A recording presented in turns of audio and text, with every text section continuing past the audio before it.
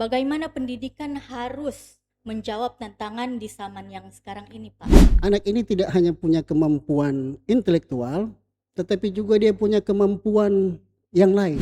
Nah, mengapa pendidikan karakter ini penting bagi generasi muda? Tetapi untuk karakter ini memang harus ditumbuhkan memang dari awal.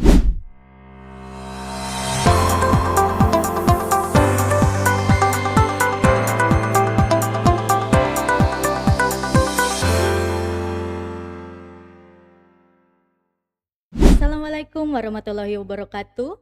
Shalom, salve, Om Swastiastu, Namo Buddhaya, salam kebajikan. Kembali lagi di podcast Kemenak Berdampak, ruang inspirasi dan informasi yang menghadirkan berbagai topik menarik seputar pelayanan dan program keagamaan di Kementerian Agama Kota Bitung.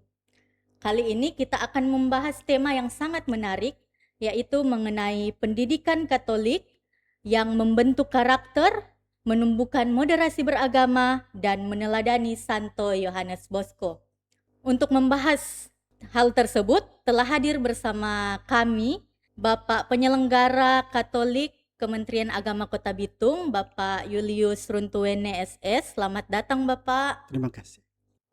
Berbicara tentang pendidikan di saat ini, tentu banyak tantangan bagi para guru maupun bagi para pengawas nih Pak. Di mana pendidikan di zaman yang sekarang ini sangat berbeda dibandingkan dengan beberapa tahun yang lalu. Di mana di tengah perubahan sekarang zaman digital ini semakin maju dan tidak lagi berfokus pada pencapaian akademik semata nih Pak. Nah, pendidikan itu dituntut untuk mampu membentuk generasi yang tidak hanya cerdas secara intelektual saja, namun juga harus cerdas dalam berkarakter nih Pak. Nah, untuk itu menurut Bapak, bagaimana pendidikan harus menjawab tantangan di zaman yang sekarang ini Pak? Baik, memang kalau kita membandingkan pendidikan zaman dulu dan sekarang memang agak jauh berbeda. Apalagi dengan sekarang dengan kemajuan ilmu teknologi, Iya. perubahan zaman yang luar biasa, apalagi dengan arus informasi yang sekarang yang luar biasa yang kita rasakan. Maka di tengah zaman seperti ini, banyak dari kita entah orang tua, para guru di dalam pendidikan itu lebih menekankan bagaimana itu peserta didik atau anak didik itu mempunyai kemampuan akademik.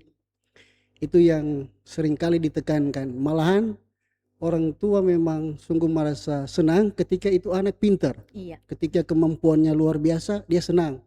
Nah, padahal untuk zaman sekarang kita sebenarnya tidak hanya mencari bahwa anak punya kemampuan luar biasa secara intelektual, tetapi sebenarnya kita berharap anak ini mendapat pendidikan yang utuh, yang sempurna.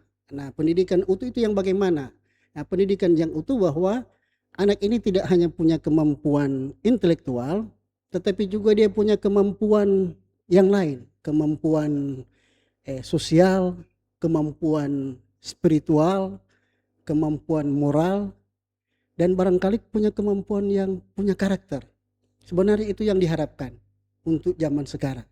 Iya, jadi menarik sekali nih Pak. Jadi pendidikan yang zaman sekarang ini bukan hanya menghasilkan siswa yang pintar secara akademik saja kan Pak, yang terutama. Tapi juga dapat menghasilkan siswa atau pribadi yang berkarakter atau beretika terhadap kehidupan sosial dan memiliki tanggung jawab sosial yang besar. Begitu ya Pak? Ya, Oke. Nah, Pak, lalu ada yang sering dibahas saat ini itu pendidikan karakter, betapa pentingnya pendidikan karakter itu. Nah, mengapa pendidikan karakter ini penting bagi generasi muda, terutama di zaman sekarang nih, Pak? memang di zaman sekarang kebanyakan baik orang tua dan guru lebih menginginkan anak itu punya kemampuan akademik. Itu yang memang sering terjadi. Tetapi sebenarnya yang dibutuhkan dalam zaman sekarang seperti yang saudari katakan tadi, bahwa sebenarnya juga sekarang dibutuhkan itu pendidikan karakter. Pendidikan karakter. Mengapa itu pendidikan karakter itu penting? Karena kita tahu bersama bahwa itu pendidikan karakter ini kan dia mengajarkan, menanamkan hal-hal yang baik. Dia mengajarkan, menanamkan nilai-nilai moral, nilai-nilai budi pekerti, nilai-nilai etika, nilai-nilai tanggung jawab dan sebagainya. Nah, memang harus diakui bahwa pendidikan karakter ini ya tidak mudah. Dia memang butuh proses yang panjang sehingga pada akhirnya anak ini bisa berbuat. Beda mungkin dengan pengetahuan ya. Pengetahuan kan gampang. Artinya bahwa bisa dengan berbagai macam cara sehingga anak ini secara pengetahuan dia punya kemampuan. Tetapi untuk karakter ini memang harus ditumbuhkan memang dari awal. Terus menerus karena sekali lagi ini pendidikan karakter dia butuh proses. Nah, kalau seandainya ini ditanamkan dengan baik ini pendidikan karakter, maka dia juga akan menghasilkan hal yang baik. Anak didik atau generasi muda akan menjadi orang yang beriman, orang yang toleran, orang yang boleh menghargai, orang yang boleh hidup bersama dengan orang lain. Itu. Iya, benar sekali nih Pak, apalagi di zaman yang Iya, sekarang betul. ini ya Pak. Jadi untuk membentuk pendidikan karakter pada siswa atau anak tersebut, menurut perkataan Bapak tadi, membutuhkan kerjasama yang baik antara keluarganya, antara gurunya, dan juga berimpact kepada bagaimana perlakuan mereka kepada masyarakat luar atau sosial ya Pak. Iya, betul.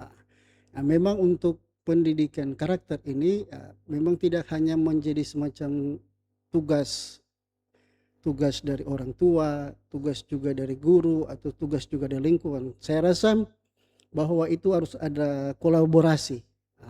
Artinya baik orang tua, guru dan masyarakat itu harus bersama-sama memberikan contoh dan teladan bagaimana itu itu pendidikan karakter yang nilai-nilai sederhana tuh menghargai, mencintai, menghormati. Nah, itu kan diteladankan di rumah. Kemudian juga ketika di sekolah dia melihat guru yang memberikan teladan yang baik, kemudian di masyarakat, nah itu akan membentuk ini pribadi ini dan dia bisa menghidupi itu. Nah, kalau seandainya ini hanya berjalan satu pihak, di rumah dia mendapat contoh yang baik tetapi di sekolah dan di lingkungan tidak, ya pasti juga dia akan terpengaruh. Iya. Makanya itu diperlukan kolaborasi bersama supaya memang dia memberi ruang situasi yang baik di rumah, di sekolah dan masyarakat. Dia diberi ruang untuk meneladani hal-hal yang baik yang membentuk karakter dari anak didik ini atau peserta didik ini. Iya. Jadi kolaborasi antar pihak baik keluarga, guru maupun masyarakat itu sangat penting untuk membentuk pendidikan karakter siswa atau anak ya Pak. Iya, betul. Nah, dan pendidikan karakter yang baik itu juga akan menumbuhkan sikap toleransi, Iya, betul. terutama toleransi beragama atau toleransi terhadap perbedaan yang ada di masyarakat. Menghargai. Iya. Seperti tagline Kementerian Agama juga kan moderasi beragama nih Pak. Jadi pendidikan karakter ini merupakan suatu hal yang penting untuk bisa menanamkan nilai moderasi beragama pada anak tersebut ya Pak. Iya, betul. Nah, untuk dalam pendidikan Katolik sendiri nih Pak, bagaimana moderasi beragama dalam pendidikan Katolik yang ditanamkan dalam dunia pendidikan itu Pak? Baik, moderasi beragama memang ini menjadi program Kementerian Agama, program prioritas dan juga menjadi program kita di Bimas Katolik. Nah, moderasi beragama ini mungkin kita bisa artikan sebagai itu cara beragama yang tidak ekstrim, yang moderat lah. Cara beragama yang moderat. Nah, cara beragama yang moderat ini, nah ini kita kita sampaikan atau kita tanamkan kepada anak didik itu lewat pendidikan. Iya. Ya, lewat pendidikan di sekolah.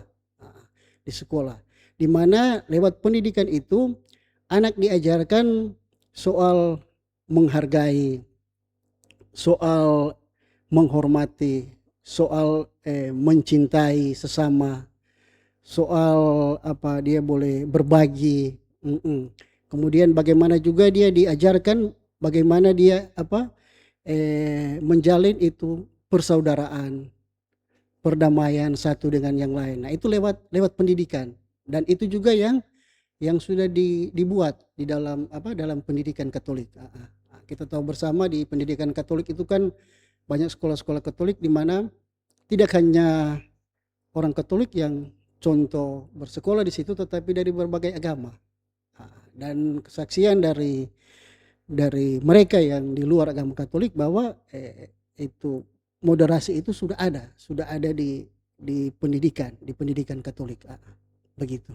Baik, menarik sekali nih Pak. Berarti anak-anak itu di dalam dunia pendidikan atau sekolah diajarkan untuk saling menghargai dan tidak memandang perbedaan yang ada, baik temannya ini bukan agama Katolik Iya. atau bukan agama Kristen begitu, tapi harus saling merangkul, Iya.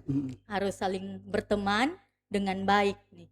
Dan di dalam ajaran Katolik itu ada salah satu santo yang sangat penting bagi dunia pendidikan ya Pak, Iya. Santo Yohanes Bosco. Nah, apa bisa dijelaskan Pak, Santo Yohanes Bosco itu orang yang seperti apa sih Pak dalam dunia pendidikan? Baik, ini Santo Yohanes Bosco ini memang santo sebenarnya itu kan berarti suci atau kudus. Iya. Santo. Nah, santo ini itu basar dari bahasa Latin santus, Iya. yang berarti kudus dan suci. Nah, ketika santo itu disematkan kepada laki-laki, maka kita mengenal Santo Yohanes Bosco. Kemudian kalau perempuan disebut Santa. Santa. Sehingga ada Santa Elizabeth, Teresa dan sebagainya itu. Sehingga teman-teman kalau menyebut santo itu berarti laki-laki, kalau santa itu perempuan. Nah, Yohanes Bosco ini adalah seorang imam, seorang pastor yang memang mendedikasikan hidupnya untuk dunia pendidikan. Nah, memang dia terlahir dari keluarga yang miskin, keluarga sederhana, tetapi kenatipun dia terlahir dari keluarga ini, dia itu tidak membuat dia untuk menjadi seorang imam. Dia berusaha kemudian menjadi seorang imam, dan setelah dia menjadi seorang imam, dia mendedikasikan hidupnya untuk mendidik dan membina orang muda pada zamannya. Karena kita tahu bahwa pada zaman itu ketika dia hidup di tahun 1800 sekian itu pendidikan itu kan hanya dimiliki oleh orang borjuis, orang-orang yang kaya. Tetapi orang-orang yang kecil, orang-orang yang miskin itu tidak punya ada akses untuk ke sana. Ketika dia menyaksikan, melihat ada begitu banyak orang anak-anak yang terlantar, anak-anak terpinggirkan, miskin, tidak dapat pendidikan, kemudian dia punya ada inisiatif, kemudian dia mengumpulkan mereka dan dia mendidik mereka. Itu yang dibuat oleh Yohanes Don Bosco. Nah, kemudian juga dia tidak hanya dikenal sebagai imam, tetapi juga sebagai seorang guru. Guru karena sekali lagi dia mendedikasikan hidupnya untuk mendidik.